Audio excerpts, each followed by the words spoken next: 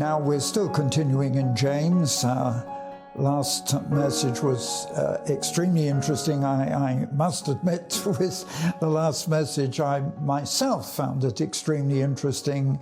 It's only when you really study the scripture that you begin to get to what's behind it, and I found it was certainly very interesting. Now, I'm in chapter 4 of James, and I'm still in the New International Version because somehow the way that this is written, I find, is a lot clearer in the newer version than in the original English. So, right, with chapter 4.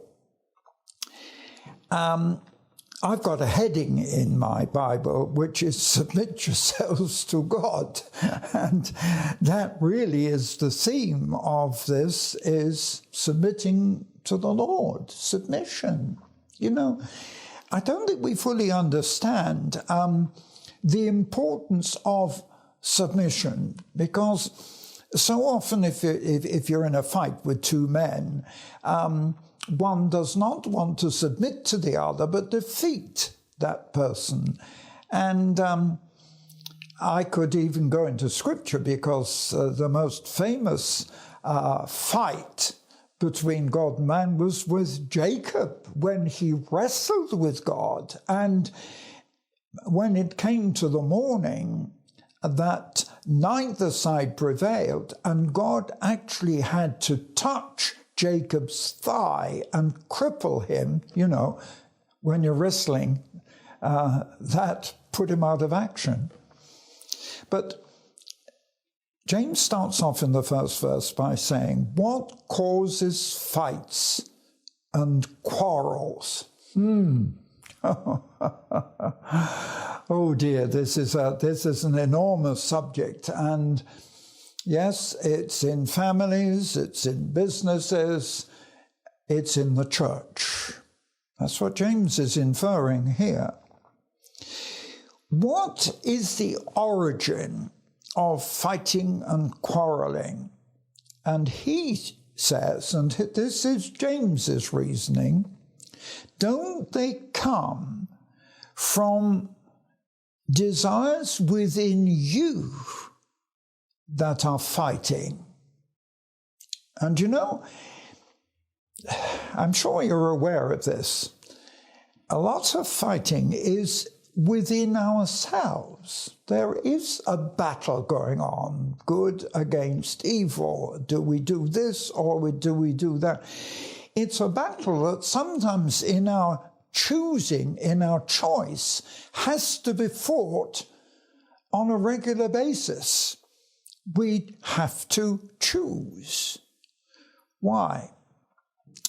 Well, James says that part of the battle is because we want something and we can't get it.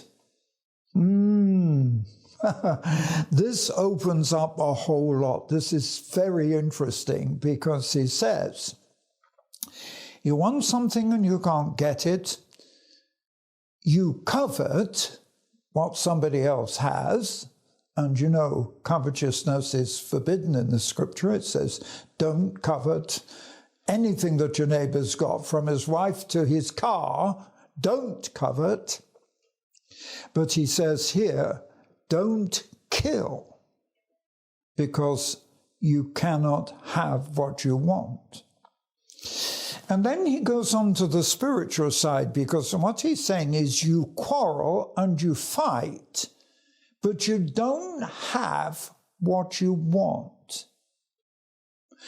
And when I was studying this in preparation for speaking, I was quite intrigued and interested with the argument that James is using when he says in verse 3, when you ask, the reason you don't receive is because you don't ask God.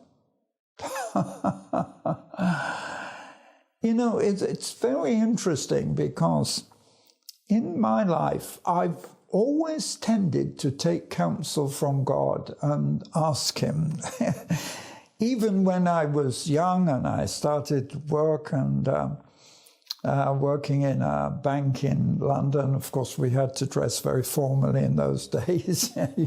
You couldn't dress casually. You had to have a smart suit and a shirt and a tie and a few other things. But the thing was, and looking back, I'm quite amazed at myself, because I used to actually, I didn't ask my mother or my father. You may find that strange, but I didn't, and I didn't ask my brother. I'm just thinking at the moment, and I can still see myself going into the shop, looking in the shop window, and going in the shop. And I certainly wasn't asking my mother, my father, my brother what I should get. Even in those days, I asked to ask the Lord. It's quite funny, really, when I think back and say, Lord, just show me which is the best that I should get. And the interesting thing was that whenever I submitted the choice to the Lord, I always seemed to end up with the best. And you know, this has been quite significant all my life, that if I'm desiring the best things, yes, God will supply them. Because he says here in verse 3, in verse 2, it's a question you don't have because you don't ask God. In other words, that's verse 3. When you ask, you don't receive because you're not asking God, but you don't receive because you ask with the wrong motives. Have you thought about this? One, there are two reasons why you don't get what you want. One, because you're not asking God. And secondly, because you're asking with the wrong motives. Because you want something simply for your own pleasure. I mean, what we're looking at here is spiritual issues. And spiritual issues are so important that we look at things from a spiritual perspective, not just material.